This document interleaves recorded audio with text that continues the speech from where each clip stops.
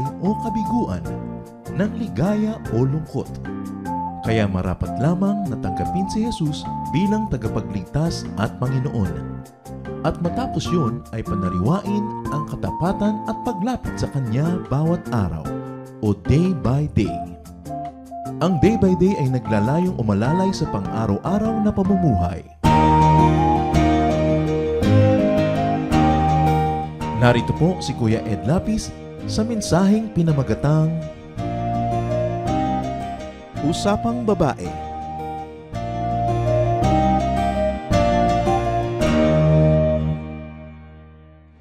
Ang Biblia ay punong-puno ng mga halimbawa ng mga dysfunctional families. Families with troubles and families that had a lot of stress. At isa dito ang pamilya ni Abraham. Ang pag-aaral natin ngayon, pinamagatan natin, Usapang Babae. Panginoon, salamat dahil kayo'y pwede naming mapuntahan at kami nakikinig sa inyong mga aral at natututo kami, Panginoon. Sa mga kasaysayan sa Biblia, matagal man, napakatagal o masyadong matagal nang nangyari, totoo pa rin yung mga basic truth. Dalangin namin ay ipakita mo sa amin ang mga lesson sa buhay ng mga taong ang kanilang mga kasaysayan recorded in the Bible for instruction, for guidance, for teaching. Lead us, teach us, give us wisdom to plumb the depths of your words, to understand the mystery, the teachings, the guidance. In the name of Jesus, your Son, our Lord, we pray with thanksgiving. Genesis 16, 1-3. Abram's wife, Sarai, had not been able to have any children, but she owned a young Egyptian slave woman named Hagar. And Sarai said to Abraham, "The Lord has not given me any children. Sleep with my slave, and if she has a child, it will be mine." Abram agreed, and Sarai gave him Hagar to be his wife. Malaki ang problema ng mag-asawang ito dahil may edad na sila, wala pa silang anak. Hindi pa Abraham ang tawag kay Abram noon, Abram pa lang. At si Sarah ay Sarai pa lang. Pag naiiba kasi ang takbo ng buhay ng mga tao noong unang panahon, naiiba rin ang kanilang pangalan. So, itong si Sarai, nag-give up na hindi na siya magkakaroon pa ng anak. So, nag-isip siya ng plano. At sabi niya sa kanyang asawang lalaking si Abram, "Itong aking katulong, itong aking alipin na si Hagar, ay ibibigay ko sa iyo, anakan mo. At pag siya ay nagdalang taot ng anak, akin yung anak." At pumayag naman itong si Abram, at ibinigay ni Sarai ang kanyang slave girl na si Hagar. Kaugalian ng mga tao nung panahon na ito, ng isang babaeng hindi magkaanak, ay pwedeng magkaroon ng anak sa pamamagitan ng kanyang mga aliping babae na pasisipingan niya sa kanyang asawang lalaki sa usapan na pag nagkaanak, magiging kanya yung anak. Note here that the now's immorality was then's morality. Present-day Christians might be shocked with this behavior, but during the time of Abraham, it was common practice. Nagbabago rin ang pananaw ng mga tao sa paglipas ng panahon. Values, standards, and practices are shaped by context, by the needs and society's response to them. And standards and practices, even within the Bible, change over time. And this is a major challenge to modern-day theologians and religious communities.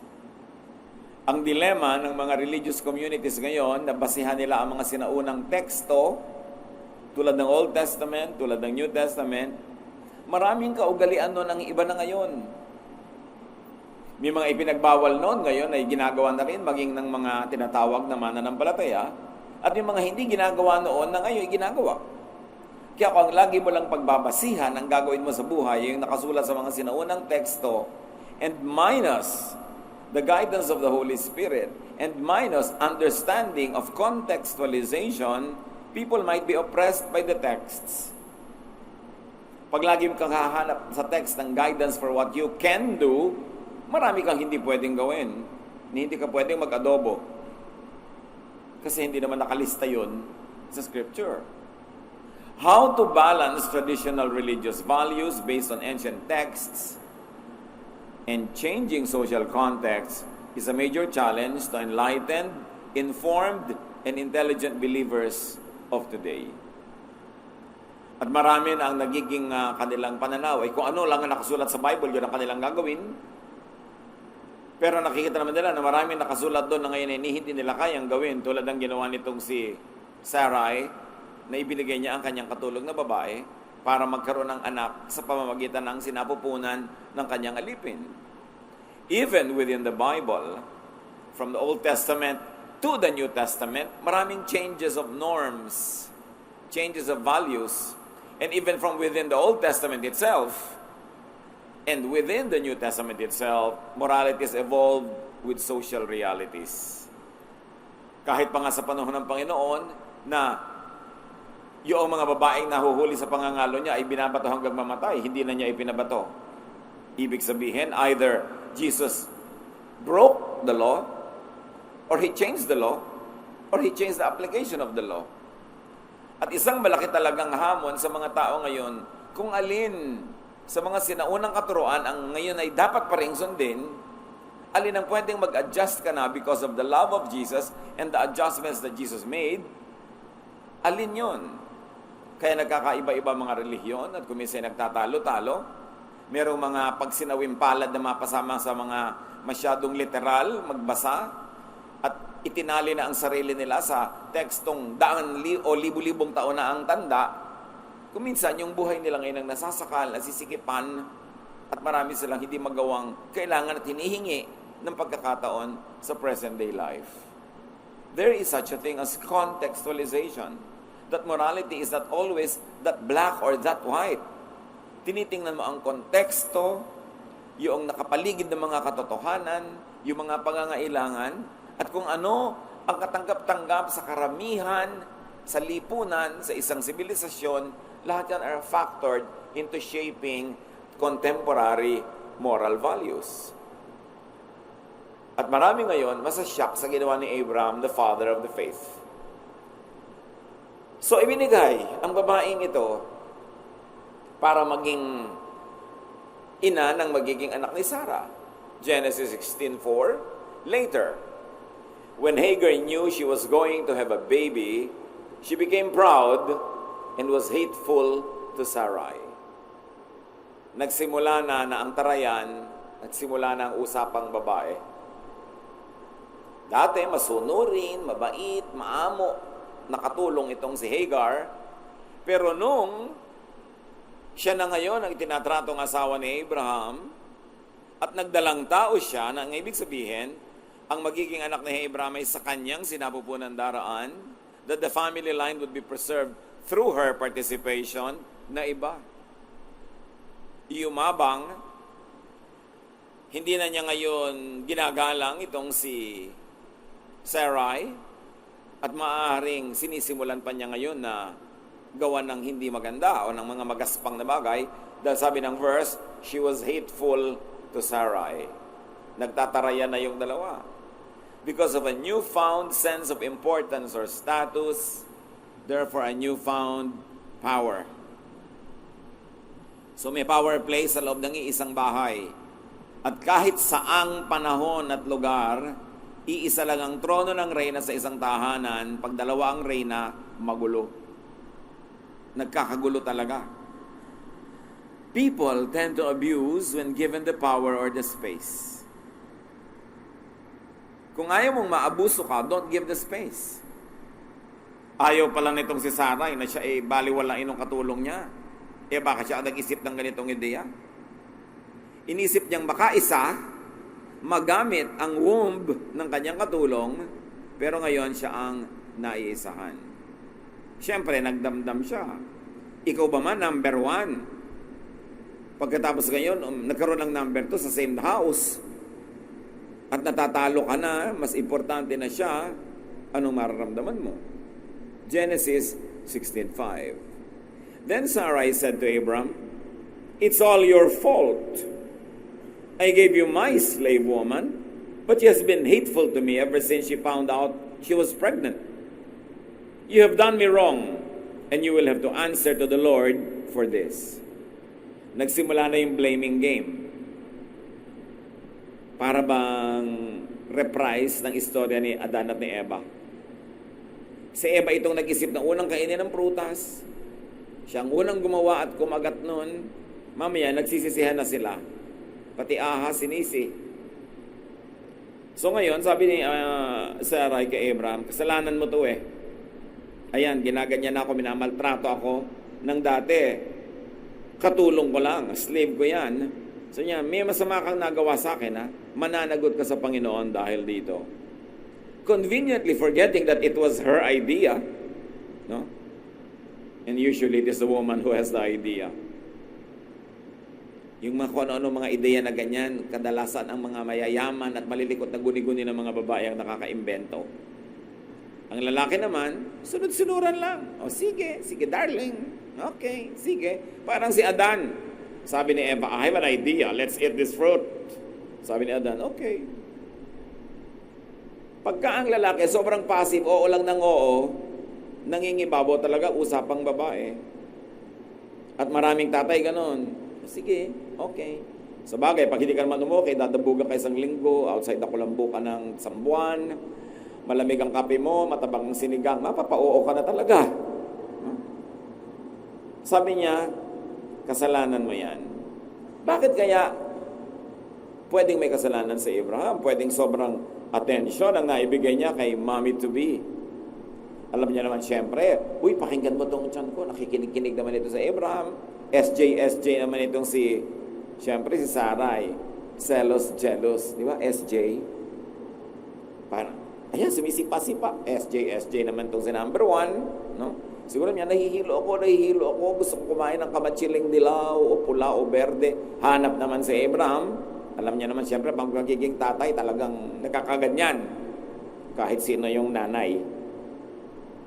Kaya pinag-iingatan dapat kung sino binubuntis eh. So, nagkagulo.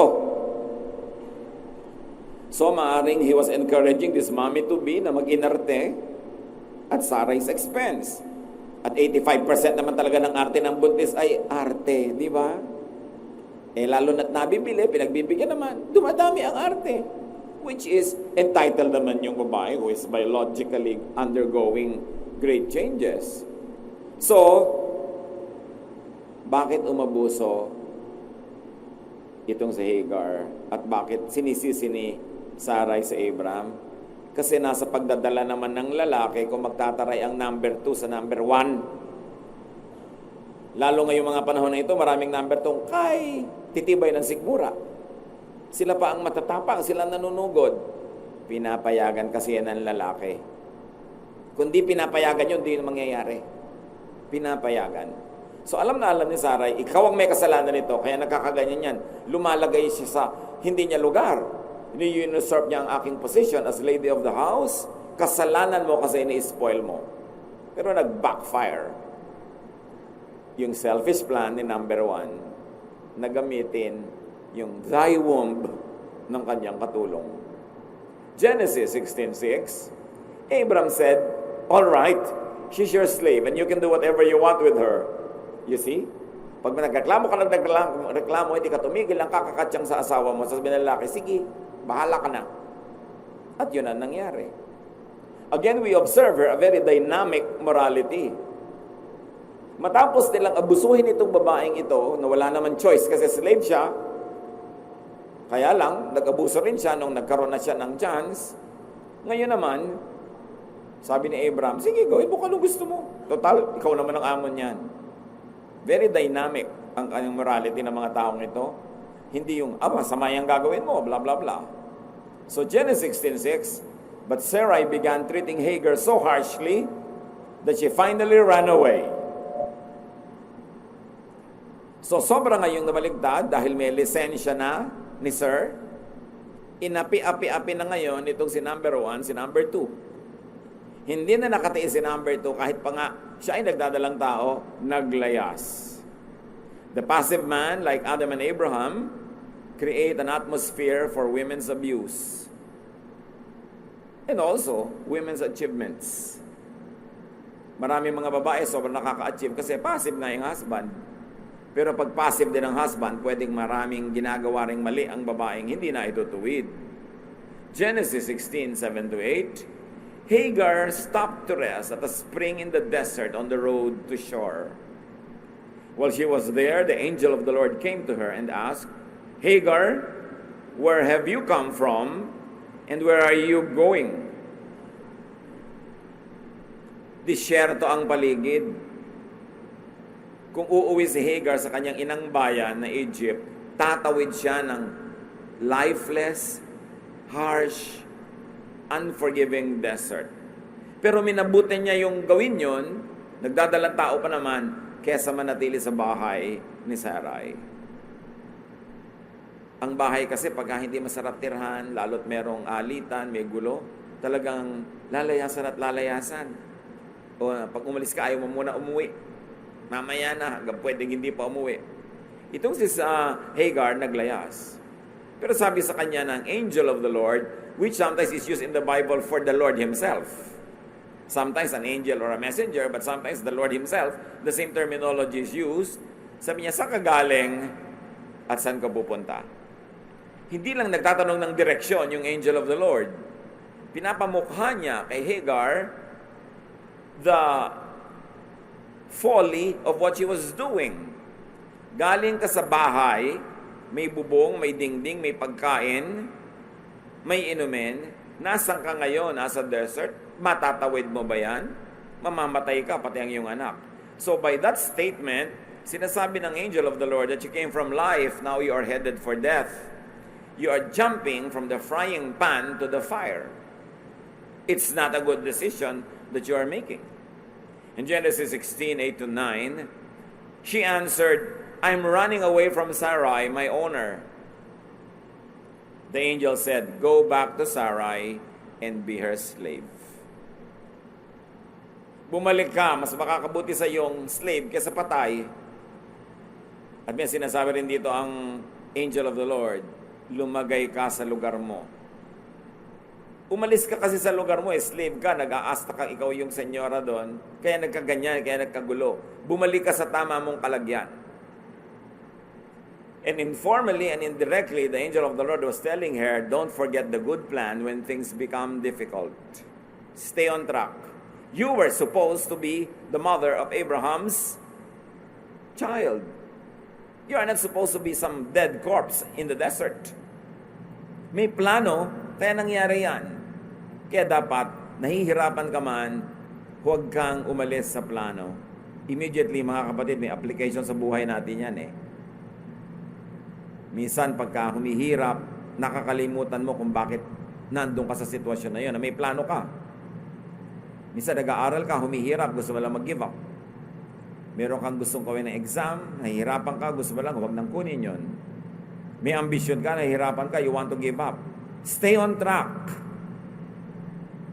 Notwithstanding the difficulty.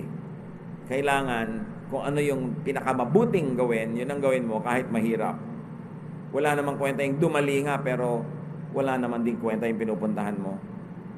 Genesis 16:10-11. Sabi ng angel of the Lord, which tells us na siya ang Lord. Kasi sabi niya, I will give you a son who will be called Ishmael because I've heard your cry for help. Bibigyan kita ng anak mo. Can you imagine this? Hindi na anak ni Sarai ang lalabas na sanggol. Sabi niya, bibigyan kita ng anak na lalaki.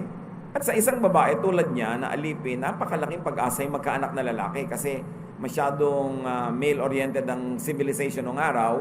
Sa lalaki ka nakasandal, nakahawak, nakatapak para sa stability mo. Ngayon, bibigyan siya anak na lalaki. So, I'll give you a son who will be called Ishmael because I have heard your cry for help. And the lesson here is very clear, mga kapatid. God hears prayers.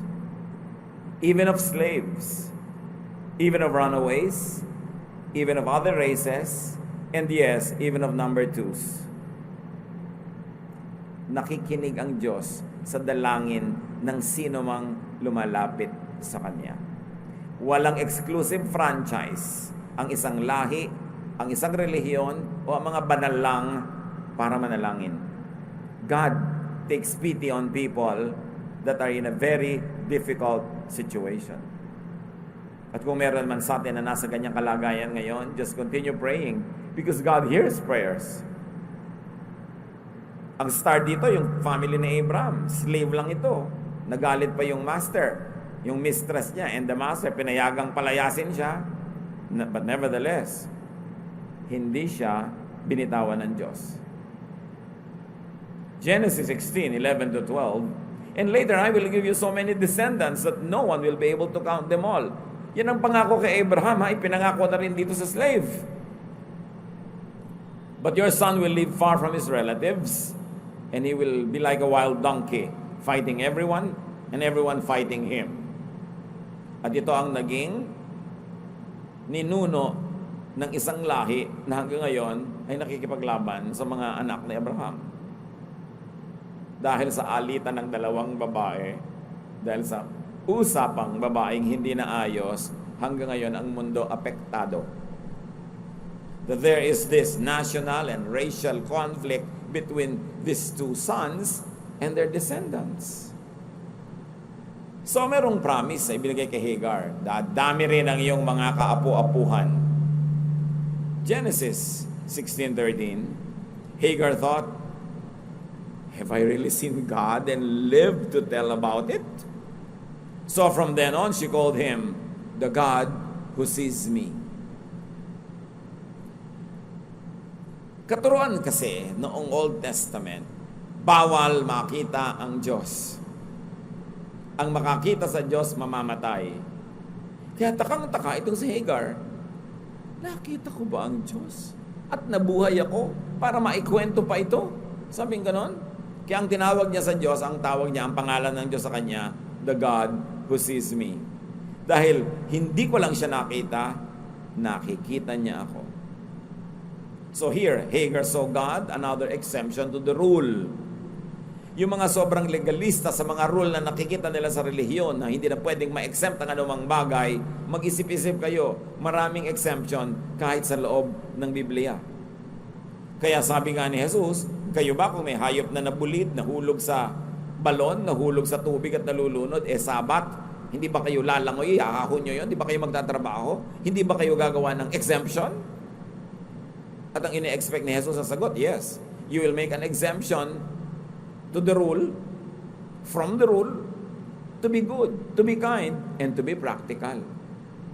Kaya pag sobra kang religyoso, na bulag ka na sumusunod, kung ano yung nakita mo sa teksto hanggang katuldok-tuldukan, hindi mo na iginagalang ang konteksto mo ngayon, yung katotohanan, yung realidad mo, ang nangyayari, sumisikip ang mundo, lumiliit, kumikitid. At kawawa ang maturuan mo at maakay mo, dahil ganun din ang mangyayari sa kanya. But what is so important here is that God sees Hagar, which means God sees you and me. Kahit ano ang moral condition mo, kahit ano ang iyong gender, kahit ano ang iyong civil status, kaya disobedient ka o obedient, nakikita ka ng Diyos, binabantayan, at kung nagigipit, naranasan mo ring maapi, maging kawawa, nasusukol ka, nandun ang Diyos para tumulong. Wala siyang binipili.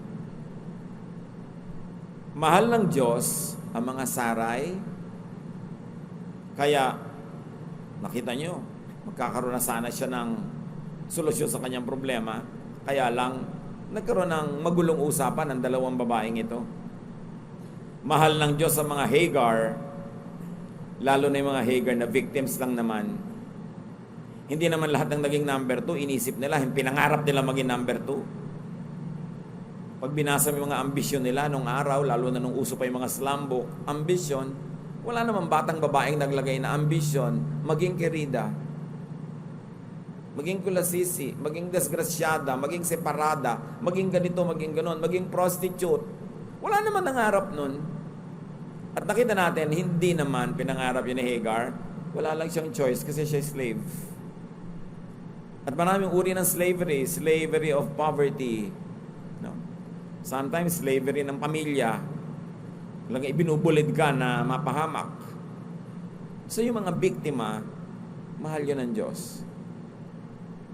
Hindi laging akala mo na lang sila makasalanan ng tingin mo, lagi na lang masama. Dahil maraming tao, hindi nila iniibig na mapunta sa kanilang kinakalagyan. And God sees that. Kaya pinagmalasakitan ng Diyos maging si Hagar. Dapat sana yung camera na natili na lang nakatutok kay Sarai Siya ang bida Bakit sumunod kay Hagar sa desert? At meron pang nangyari, hindi nangyari kay Sarai. Kinausap ng Diyos, mukhaan, diretsahan si Hagar. Kahit sino pwedeng kausapin ng Diyos. Walang religious group or organization o training program na magsasabing, pagka lang sumali sa amin, doon kakakausapin ng Diyos. God is God of everyone. And the Bible is full, replete with such examples. You only have to be blind not to see. So mahal ng Diyos ang sino man.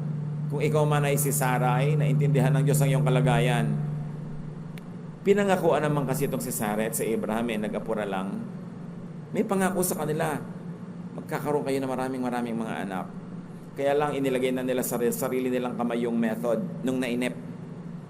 Mga kapatid, may pangako ang Diyos sa ating lahat. Sabi niya, I know my plans I have for you. Plans to prosper you, not to harm you. Plans to give you hope in the future. Huwag kayong mag-apura kung hindi pa natural, normal at tama na ibinibigay ng Diyos. Huwag kayong humiram ng mga pamamaraan, mga methods and tools from Satan just to be able to do what you want. Wait for the right time. May panahon, kahit ang tanda-tanda na, kahit parang wala na. Katulad ni Abraham, later on, tsaka pa lang siya magkakaanak. Nung binatilyo na itong si Ishmael, tsaka pa lang nagdalang tao si Sarai. Pag gusto ng Diyos, walang makakapigil. Pag ayaw, walang makakapilit. God does not need an ungodly assistance to be able to bless you. Hayaan nyo siya. Gawin lang yung tama. At kung wala pang tamang magawa, di walang gawin. Kasi may gagawin kang mali sa pagmamadali because of impatience. Nagkagulo-gulo tuloy ito. Hanggang ngayon, ang mundo nahati sa mga naging descendants ng dalawang batang ito na sana hindi na nagkaroon pa ng ganong gulo kung hindi lang nainip masyado sa Abraham at di nag-isip si Sarai ng ganon. Sinimulan niya yung pagdadalang tao kasi nitong si Hagar na mayroong sigalot. Kaya yung mga nagdadalang tao, tiyakin yung subukan yung pasayahin ang sarili nyo hanggang maaari. At yung mga nakapaligid sa mga nagdadalang tao, pasayahin yung babaeng nagdadalang tao kasi dinaramdam nung bata sa loob ang mga nangyayari kahit nasa loob pa siya. At napatunayan na yan sa field of psychology and in many other scientific fields na may epekto kahit doon sa bata sa loob yung nagaganap. Kaya importante na maging considerate sa mga nagdadalang tao. But what is that story to us now? Stick to God's plan. Stick to God's ways. Stick to God's promises. Alamin ninyo, halukayin, itambana ang mga pangako ng Diyos na nasa Biblia. Angkinin. Kaya nga nakasulat yan dan para sa atin. Para sa lahat ng nananalig. Para sa mga Hagar at Sarai din. Don't make ungodly and short-sighted shortcuts like what Abraham did. And remember this, be fair and be good to your Sarai. Kung ikaw si Hagar, lumagay ka sa lugar. Huwag kang maging mayabang. At kung ikaw naman si Sarai, be fair to your Hagar. Lahat ng tao nagre-react sa nangyayari sa kanilang paligid. Lahat ng tao kung minsan pinipilit lang umahon sa malalim na imbornal ng kanilang nakaraan. So sa kuminsan sa kanilang pagpipilit at pagsisikap umahon, may natatapakan, may natatadyakan, may nahihila, pero dahil lang they are trying to survive. Hindi sila nagpasya one day na sisirain ang buhay mo. Nagkataon lang kung minsan ikaw yung naging kakompetensya. Walang personalan. Understand that people are only trying to recover from their past. Or they are trying to survive their present, or they are trying to secure their future. Everybody has insecurities. Kaya hanggat maaari, kung makakapagbigay, pwede mong mahalin ang kapwa, magpasensya. Yun ang dapat gawin, not to treat everybody as your competitor. Abraham naman dapat regulate people around you.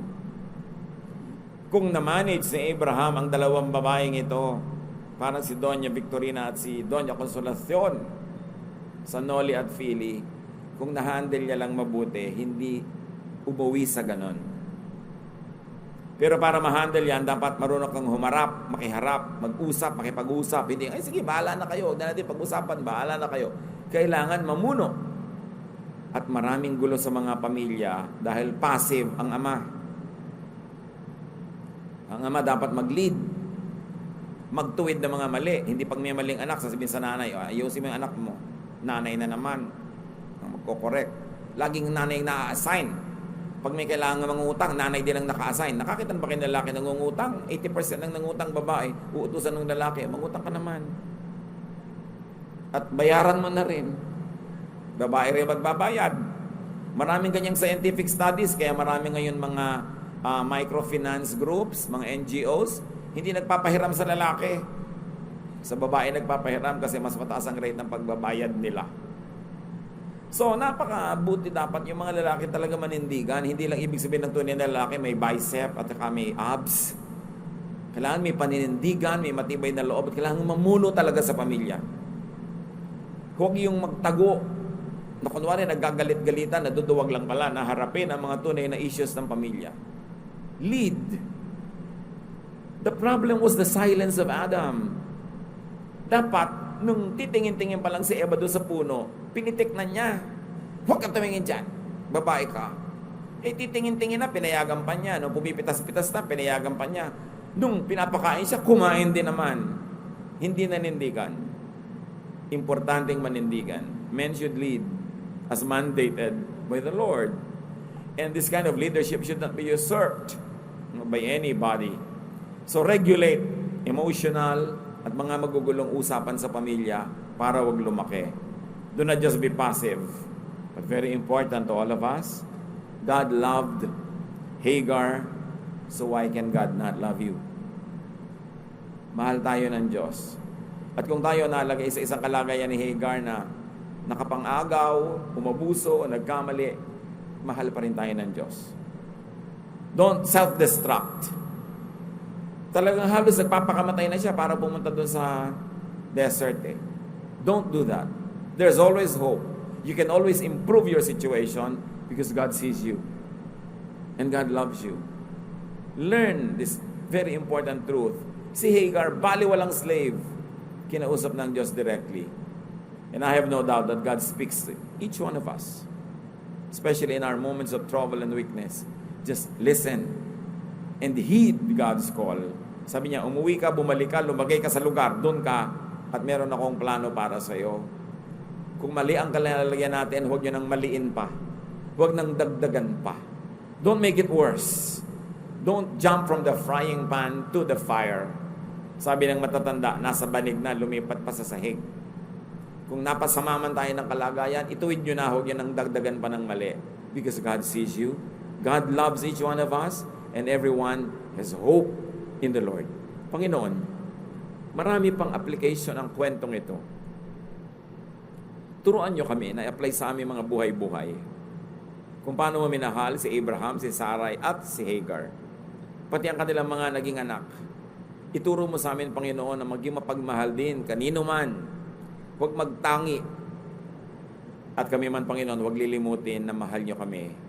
Sa mga panahon na kami nagiging parang Hagar, naaapi, nakakawawa, turuan mo kaming alalahaning nakikita nyo ang aming kalagayan at mahal nyo kami. Lumagay kami sa lugar, improve our situation, and do the right thing. Pagbulay-bulayan natin mga kapatid ang mga katotohanan, hanapan ng very real application sa ating mga buhay. Panginoon, as your people, stay silent before you, make us, enable us, empower us to apply this wisdom in our personal lives.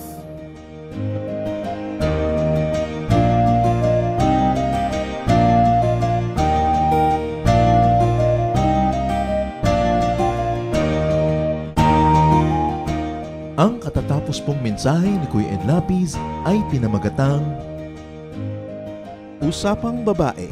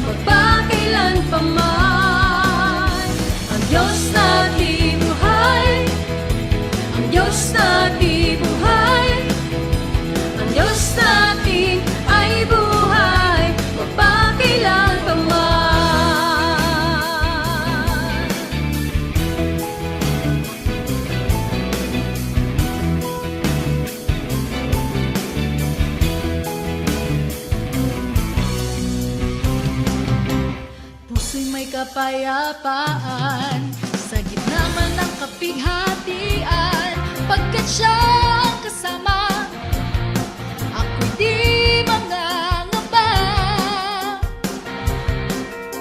Purihin ka, O Diyos, kataas-taasan, purihin ka, Jesus, magpakailanman. Siya ang Alpha at Omega, makapangyarihan.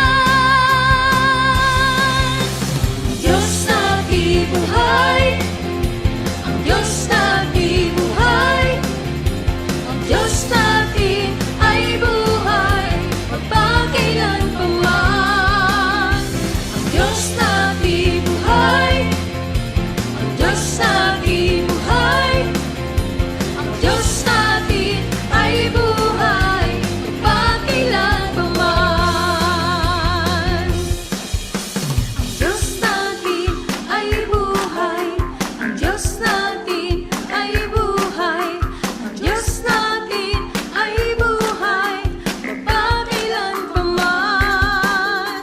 Ang Diyos natin ay buhay, ang Diyos natin ay buhay, ang Diyos natin ay buhay, magpakailanman. Ang Diyos natin buhay, siya ay buhay. Ang Diyos natin buhay, ang Diyos natin ay buhay, magpakailanman.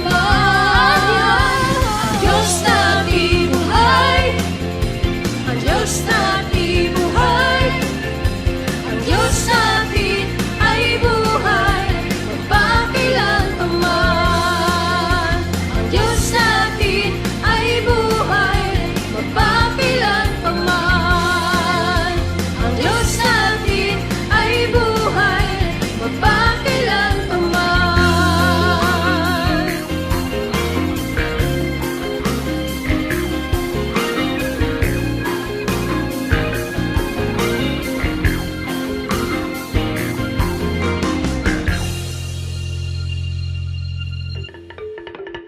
Dumako po tayo sa mga hiyas ng bayan, mga kayamanan po ng ating lahi, ng ating lipi, na maaari nating pagyamanin, kilalanin at itampok. At ito po ay atin ding ipamana sa mga darating pang henerasyon. Ang atin po ngayong itatampok na hiyas ng bayan ay ang ating mga kasabihan. Marami po tayong magagandang mga kasabihan. At bakit po kayamanan ng bayan ang mga kasabihan? Sapagkat ito po ay mga karunungan na naipon, sinala, niliglig, binuo ng panahon. Sa tagal ng ating mga karanasan bilang isang bayan, bilang mga mamamayan, bilang tao, ang ating po mga ninuno ay nakabuo ng mga salawikain na nakabase sa mga mahahaba, matatagal at malalalim na mga karanasan. Kaya dapat lamang namang pahalagahan ng mga kasabihang ito sapagkat hindi naman tayo basta-basta makakaimbento ng kasabihan sa loob ng isang araw o isang linggong karanasan.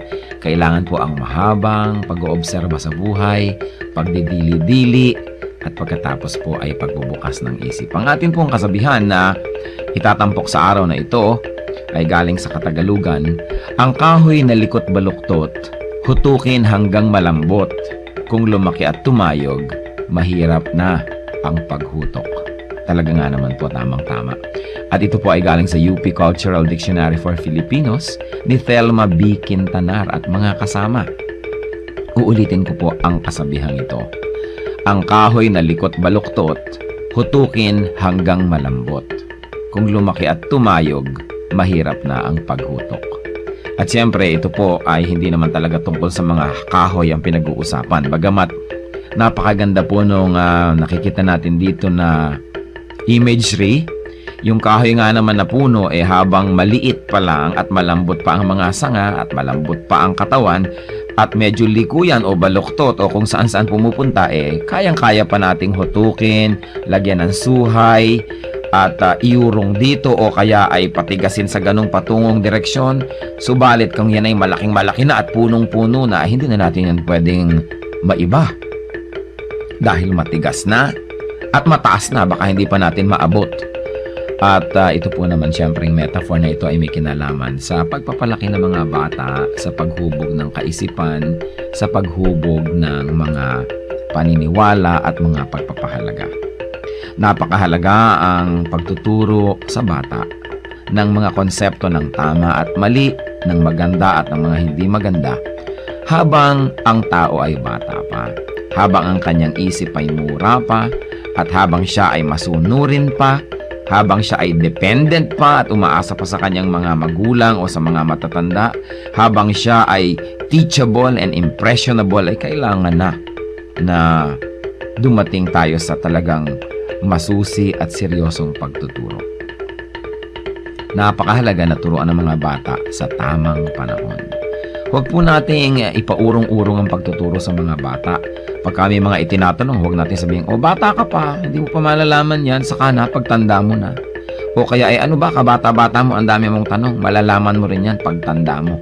Kailangan po maingat tayo sa pagsagot sa mga tanong, ibigay po natin ang mga sagot na tumpak at tama, at itrato natin ang mga bata na parang matanda kung ating kausap, igalang din natin sila, at bigyan natin ng mga tamang paliwanag. Tandaan po natin ang pagbabantay, ang pagtuturo, ang paghuhutok sa mga mumunting mga bata. Yan po ay magkakaroon ng panghabang buhay na epekto sa kanilang buhay. Kaya isa pong mahalaga na paalala rin sa ating mga magulang, bigyan natin ng oras ang ating mga anak, bigyan natin ng panahon na mahutok yan sa tama, sapagkat kapag malaki na, mahirap na po yan na ibahin pa. Kaya ilapit natin sa Panginoon habang maaga, palakihin natin ang may takot sa Diyos, palakihin natin na kasama ay mga mananampalataya, nadidinig ang salita ng Diyos, mga Kristiyanong awitin, at nang sa gayon, ang batang ito ay lumaking nasa tamang direksyon. Sabi rin po yan sa Bible, "Train up a child in the way he should go, and when he is old, he will not depart from it." Meron po tayong equivalent niyan sa ating pong kultura, sa ating mga kasabihan. At yan po ang hiyas ng ating bayan ngayon, kasabihang, "Ang kahoy na likot baluktot, hutukin hanggang malambot. Kung lumaki at tumayog, mahirap na ang paghutok."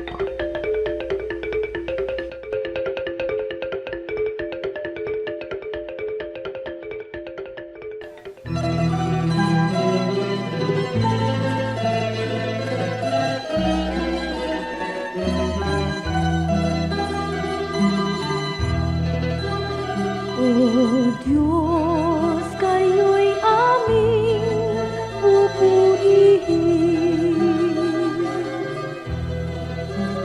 Marapat na ito'y aming gawin. Ang inyong gawa sa amin ay namamasdan.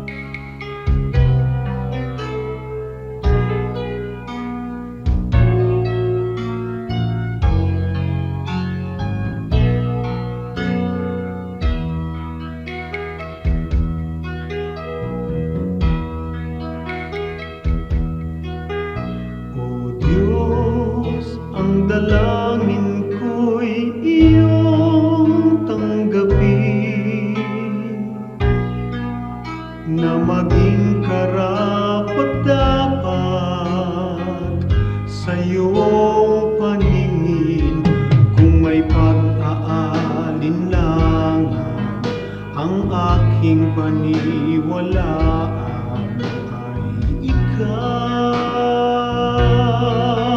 O Diyos, ang kailangan ko'y iba yung lakas upang di ko natahakin ligaw na landas sa pagpaparot parito. Sa ulat bagyo'y hindi magbabago. Katapatan ko, ang alay ko, Panginoon. Katapatan ko, sa'yo'y panghabang panahon. Kahit minsan na tiwala ko'y di kukupas, katapatan ko panatiliin mong wagas.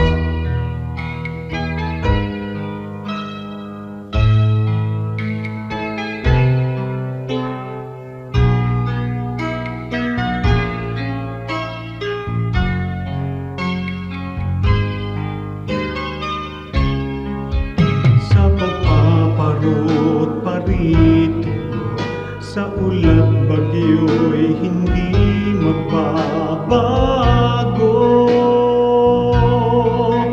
Katapatan ko, ang alay ko, Panginoon. Katapatan ko, sa'yo'y panghabang panahon. Kahit minsan man tiwala ko'y di kukupas, katapatan ko panatiliin mong wagas.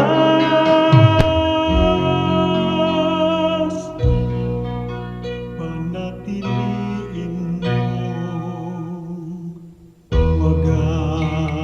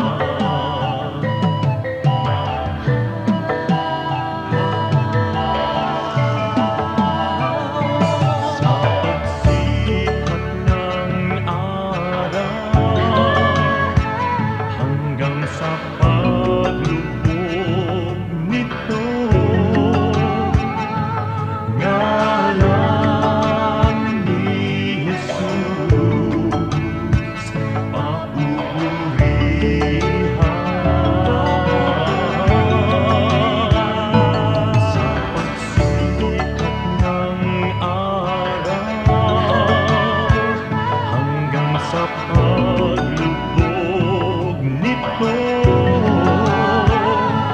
Ngalan ni Jesus, papupurihan.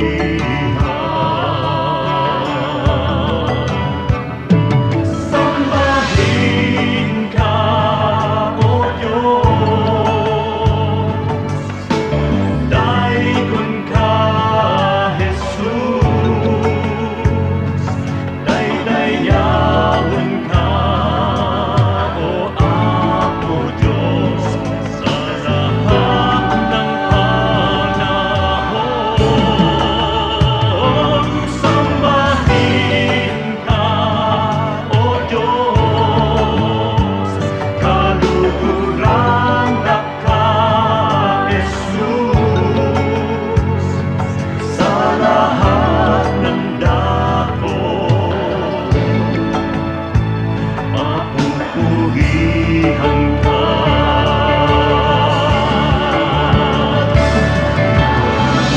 Sa pagsilay ng liwanag mula doon sa silangan, nadarama't nakikita ang sa inyong pagmamahal. Lumalandas, humahawan, tumapanglaw sa aking daan, namumuna, gumagabay sa aking bala ng hakbang. Sa pagdatal niyang gabi na malamig at mainam, akin namang nalalasap ang inyong kapayapaan. Palinimnim ng bituin at liwanag niyang buwan, ay banayad kaya tulog ay madlang kapahingahan. Sa gabi man o sa araw, sa diliman o liwanag, kayo ay aking kapiling sa lahat ng kalagayan. Ako'y hindi natitiis, ako'y hindi iniiwan, kaya lubos na papuri ang sa inyo'y aking alay. Sambahin ka, O Diyos, daikon ka, Jesus, daydayawan ka, O Apo Diyos, sa lahat ng panahon. Sambahin ka, O Diyos, kaluguran ka, Jesus, sa lahat ng dako. Sambahin ka,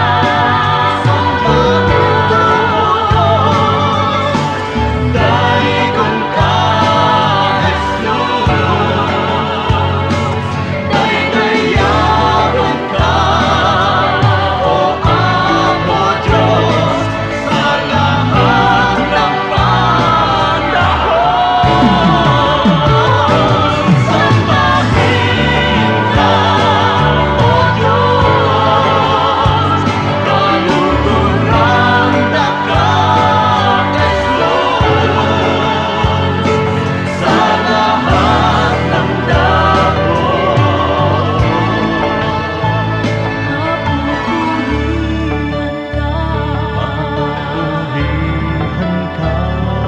Papupurihan ka, daydayawan ka, sambahin ka, O Diyos.